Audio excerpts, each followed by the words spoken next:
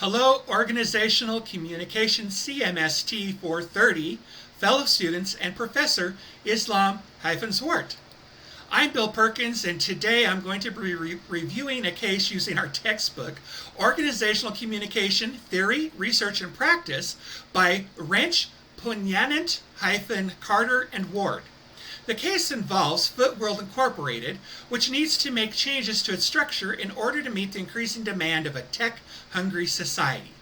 The two theories used to examine this case are, first, the human resource theory from Chapter 3 that holds employees are an abundant source of skills and abilities, and specifically Douglas McGregor's theory Y, which is a classification of managers' perception of employees, wherein they create conditions that foster both employee and organizational goals, and who view employees as liking work, being smart and creative, and being able to set goals and take responsibility. The second theory, the interpretive approach theory from Chapter 4, supposes organizations are subjectively created by the many types of communication that are occurring in combination with the member's perception. We're also going to use 6 concepts to better understand the case. From Chapter 5, horizontal lateral communication as a formal communication network, which allows members on the same level to communicate with each other and uses decentralization to move some authority from the top and distribute it among other organizational members, and grapevines or informal communication networks that are used by members to share information amongst themselves that can complement or contradict formal communication. From Chapter 7, Blake and Mountain's managerial grid, which looks at the form of management and if the focus is on tasks or relationships, and also Ira Chaliff's styles of followership, which uses an employee's level support for leadership and willingness to challenge a leader's behavior and policies. And finally, from Chapter 11, assumptions about progress, technology, and communication, that within our society says that the future and progress always is going to be better than today and enable us to have more control over our world while empowering us as individuals. Also from Chapter 11, impacts on organizational dimensions, which are created to enforce structures in the division of work, the establishment of rules and processes, and the disbursement of power within the organization. FootWorld faces an increasing demand and pace for new and better products. As consumers, we Americans are always looking for that breakthrough product. We want the newest and the best technology. Our assumption about progress, technology, and communication have shaped a cultural value orientation that believes the future must bring with it newer and better technology, that it will give us the ability to shape our world and the environment in which we live, while empowering each of us to live the life we want. And we want it now.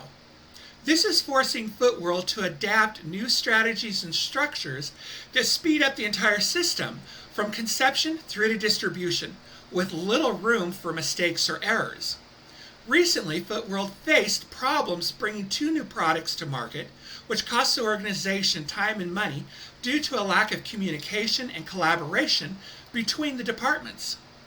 Upper management, including the CEO, Lester Charleston, have decided to implement cross-functional teams with the authority to make decisions which require input from all departments in order to fix these issues.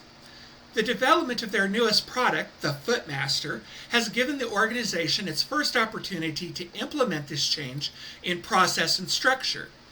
It reflects a human resource theory vision of employees, with FootWorld trusting that their employees have skills and abilities that have not yet been accessed. FootWorld is doing this by creating their first cross-functional team, bringing together 9 employees, 1 from each department, and empowering them to make necessary decisions. They're operating under the Theory Y approach of management, which seeks to create a more collaborative and trusting relationship by giving workers the ability to self-direct, set organizational goals, and be resourceful in solving problems. Cross-functional teams are, of course, a form of horizontal lateral communication, bringing expertise and knowledge from different departments within FootWorld to collaborate and solve problems. It necessitates a decentralization of authority away from the top of the hierarchy, as the team is empowered to make decisions impacting policies and procedures. Implementing this will, of course, impact the organizational dimension and structure within FootWorld. It will require changes to the chain of command in the division of labor, as workers must communicate necessary information to and depend on decisions from the cross-functional team. This impact would indicate a possible restructuring towards a more horizontal organizational configuration. Most employees believe that the plan will have benefits for FootWorld. However, there is a disgruntled faction who is against making this change. They see the problems currently affecting the organization as being caused by mismanagement from the top. The best way to understand the mindset of these employees is to use an interpretive approach theory that looks at the communication of the workers within FootWorld and the perception of structures and actions of the organization by those employees. Some key messaging from these workers about upper management relates that those who have enough power to make change don't, and that top management have decided to take a don't fix it until it's broken approach, as well as the impression that the CEO is out of touch, as Lester thinks of us as family, yet nobody knows each other, or at least nobody knows each other well. They further see the advent of cross-functional teams as proof that management views them as not doing our jobs well enough, and evidence that we truly are only as strong as our weakest organizational link, all leading to discontent and the claim that they have little to talk to other departments about, and that this will only make their jobs harder. This impression of mismanagement is further aggravated by department heads who in previous meetings have acknowledged that there are issues, but refuse to point fingers or take action to correct the problem. This messaging indicates a failure in management, resulting in a negative form of followership.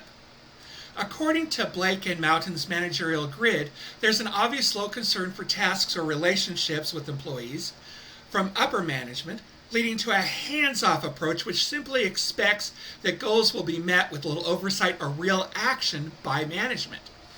This impoverished management style has resulted in a feeling that FootWorld has no concern for employee welfare or in helping them to be their best while achieving organizational goals. An impoverished style of management will foster a negative approach to followership.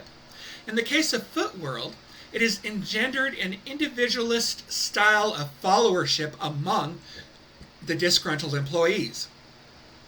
They show an absence of support for leadership, coupled with protests about the decisions being made.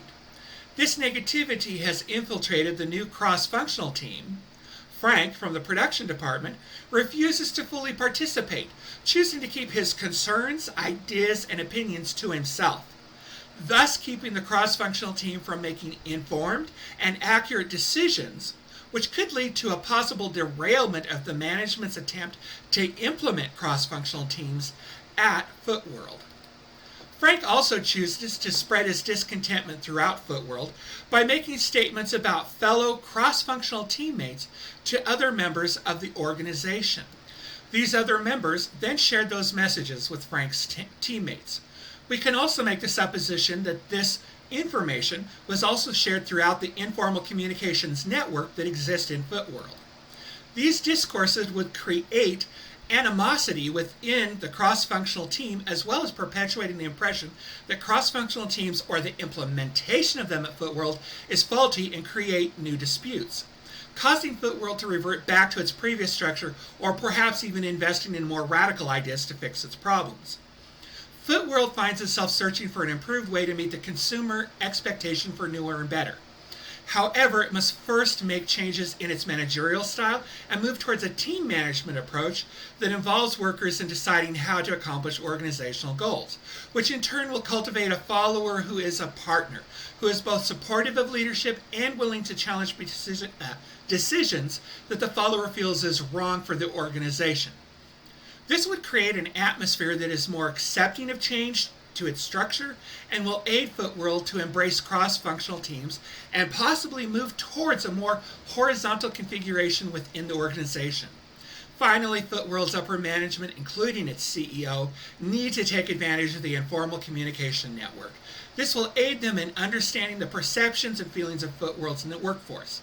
The grapevine can also be used to actively shape employee understanding and acceptance of formal communications while mitigating their fears and imaginations about the organization.